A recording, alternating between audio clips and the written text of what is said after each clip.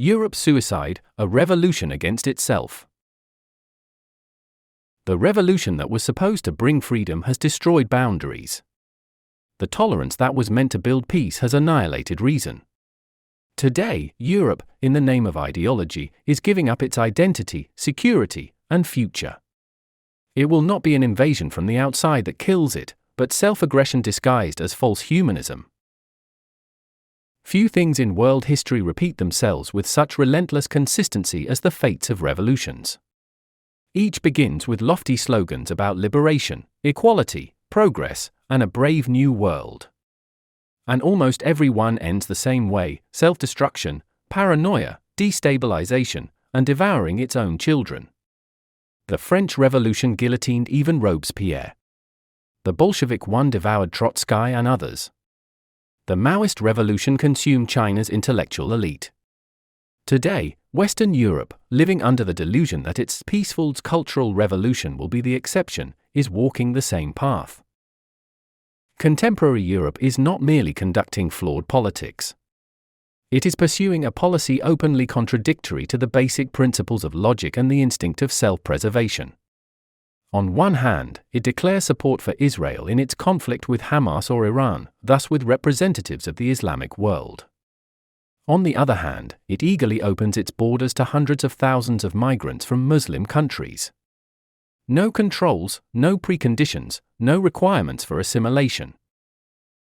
This is not ordinary political inconsistency. It is pure schizophrenia, a result of ideological intoxication among Western elites. In the name of openness, tolerance, and repairing colonial wrongs, the West has dismantled the fundamental defense mechanisms of its own civilization. Western nations have lost the ability to distinguish guest from aggressor, refugee from invader, immigrant from colonizer. One of the most grotesque aspects of this situation is the fact that Islam, now supported by Western elites with a zeal worthy of a better cause, at its core prescribes brutal punishments for everything that forms the foundation of leftist ideology. Abortion? Punishment. Euthanasia? Punishment. Gender, sexual deviations, freedom of love? Punishment, often death, according to Sharia law. And yet the Western elites, the very same who scream about the right to everything, mindlessly import a culture that not only rejects these rights but actively fights them. Europe behaves like a fanatic revolutionary, convinced it will eliminate violence by surrendering to it, that it will conquer hatred through self-hatred, that it will gain respect by groveling and handing over its identity for free.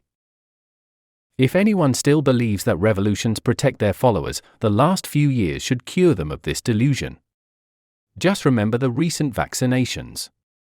There is no need to reach for conspiracy theories. We already know a lot about the complications, many of which were serious and sometimes fatal.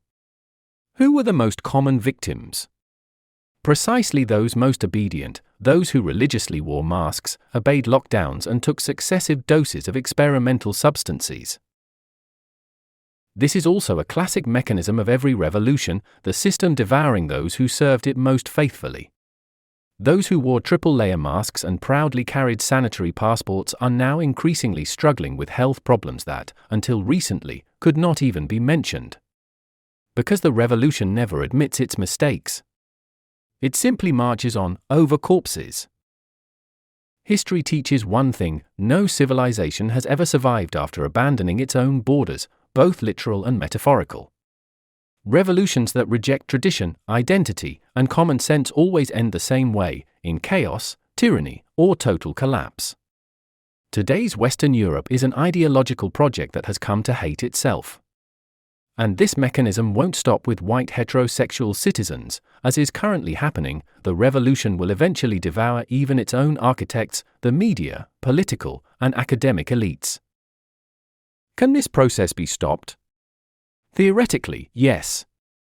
Practically, not until the dominant ideology is recognized not just as flawed, but as harmful. This is no longer the time for the dialogue or balance of viewpoints. It is the time to return to hard foundations: culture, religion, law, and borders. Without them, Europe will not survive. And it won't be due to any external invasion, but to internal suicide. Today's West resembles a model of pure communism, unelected elites enriching themselves through bureaucratic mechanisms they control, propaganda unconnected to facts, relying solely on money pumped into the media. Just as the dictatorship of the proletariat once had nothing to do with the people, today we are witnessing a pure dictatorship, a ruling clique that bears no responsibility for anything, while the ordinary citizen is held accountable for everything, for what he did, didn't do, or might do in the future. You want to know what real surveillance looks like? Begin working with the help of an artificial intelligence that claims not to remember what you were talking about, and moments later demonstrates excellent knowledge of the threads raised earlier. Total, uninterrupted control. This is the freedom dreamed of by the ideologues of total equality. But in the real world, freedom cannot exist without obligations to God, to the state, to the family. These are the foundations of existence. Meanwhile, the globalists, just like the communists of old, leave only the state, destroying the family and faith. Thus, they place the world on a single, crippled leg, further turned upside down.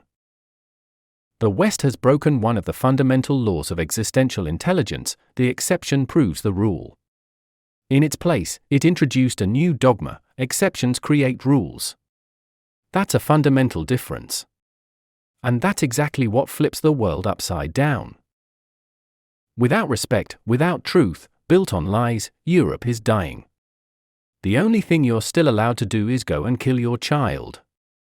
That is what the law permits.